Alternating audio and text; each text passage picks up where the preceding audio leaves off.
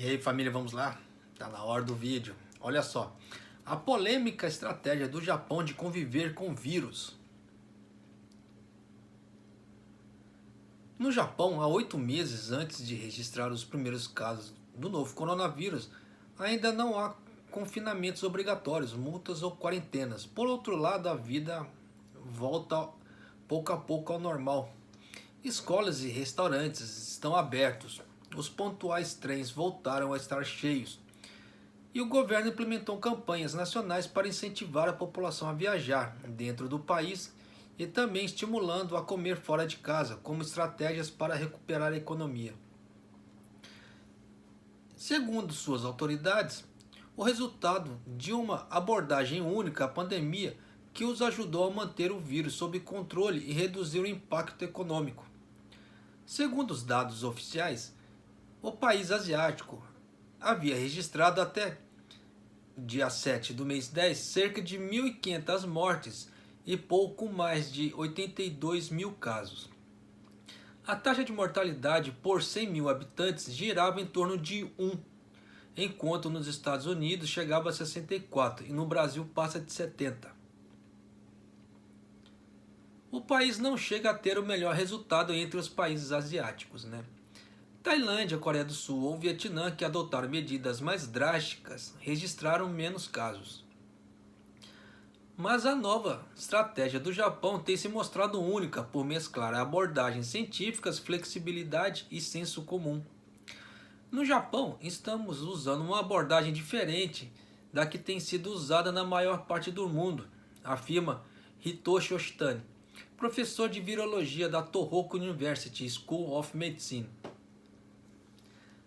Na maior parte do mundo, a estratégia tem sido tentar conter o vírus.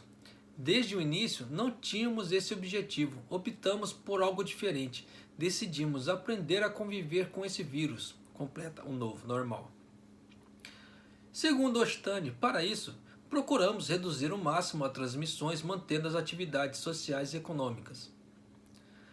Aceitamos que esse vírus é algo que não pode ser eliminado. Na verdade, a grande maioria das doenças infecciosas não pode ser eliminada. Então, entendemos que a melhor forma de combatê-lo era a convivência com ele, afirma. Agora que a segunda onda ameaça a Europa e as previsões de novos casos a cada vez mais preocupantes para o inverno, o Japão espera que sua experiência possa ajudar outros países a pensar em novas maneiras de lidar com a pandemia e, ao mesmo tempo, tentar salvar a economia. Abordagem japonesa.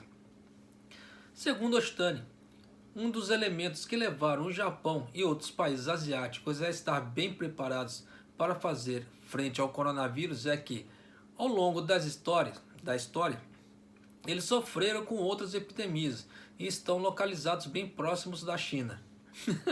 Olha só.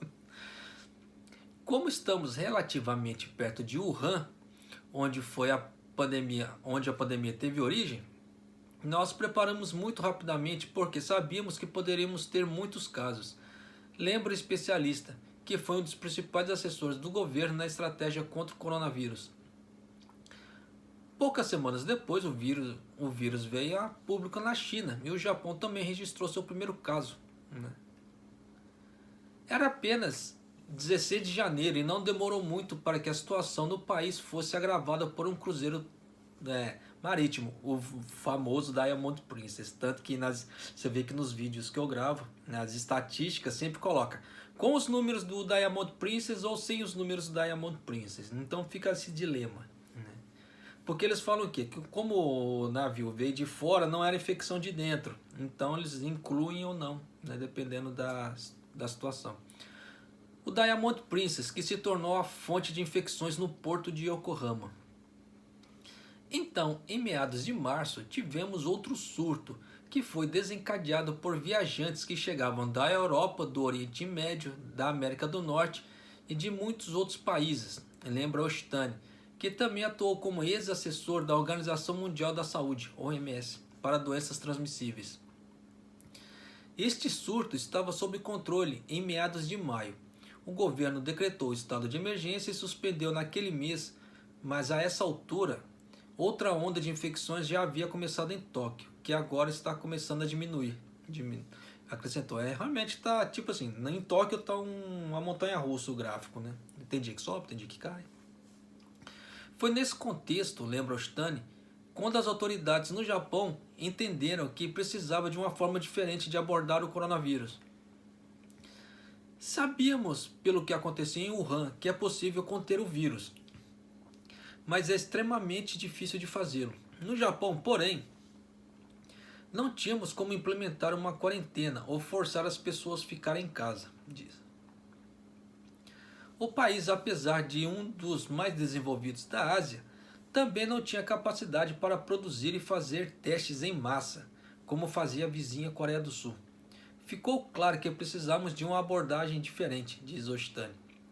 Em maio, então o primeiro-ministro, que na época foi o Shinzo Abe, suspendeu o estado de emergência e ao mesmo tempo anunciou que a estratégia do Japão para enfrentar o vírus seria um novo estilo de vida, no qual o coronavírus começaria a ser visto como parte do cotidiano. Agora vamos nos aventurar em um novo território, portanto precisamos criar um novo estilo de vida, precisamos mudar nossa forma de pensar. As exigências, no caso, eram parte do senso comum. Usar máscaras, manter distanciamento social, lavar as mãos, não gritar, não conversar em voz alta, não beijar ou não dar as mãos.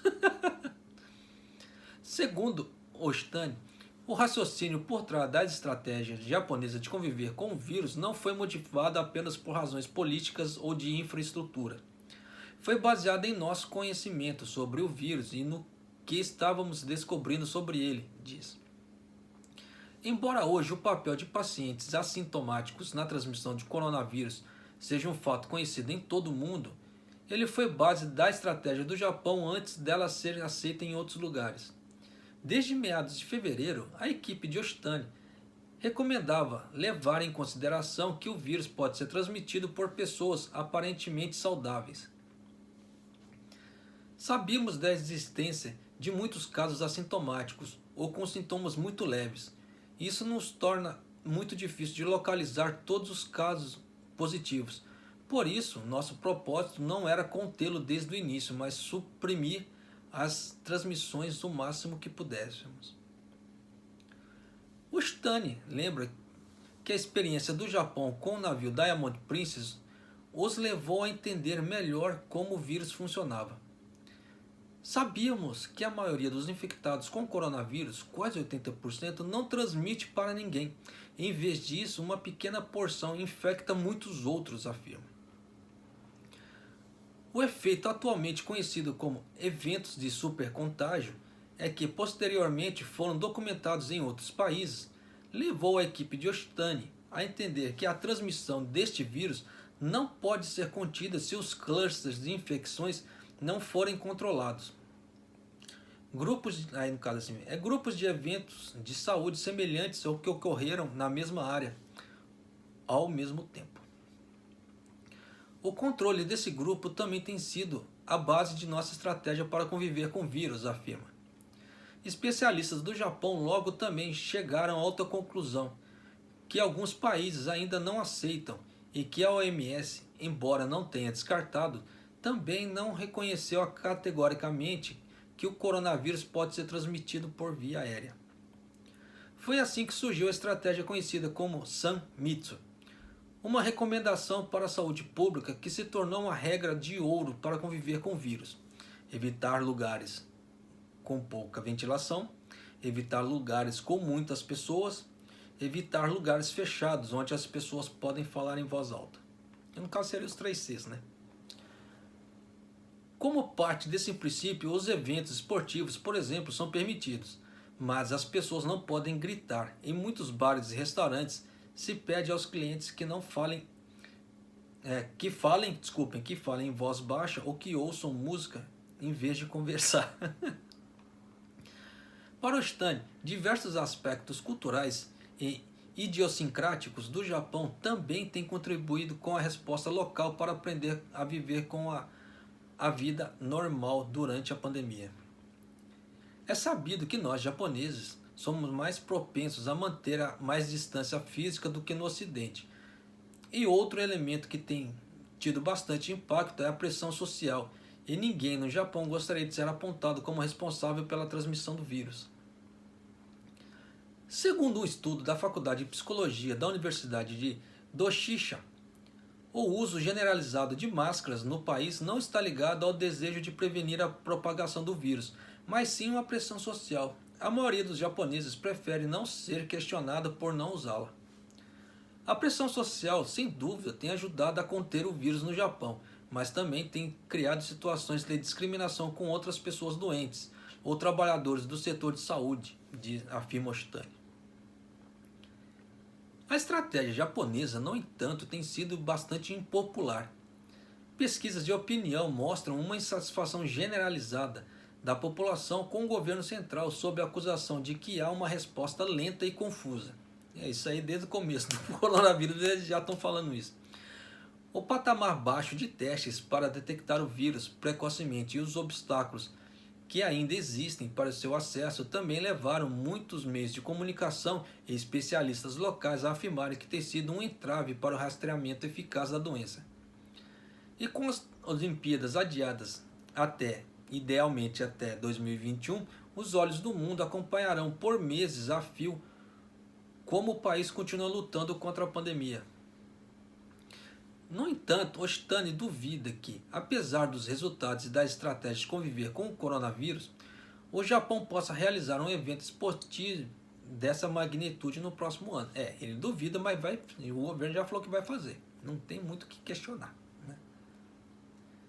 Não estamos lutando contra esse vírus pelas Olimpíadas, porque sabemos que, para algo assim, devemos considerar também que os outros países façam. Ou seja, sabemos que, sem o controle desse vírus, a maior parte do mundo não é possível ter as Olimpíadas.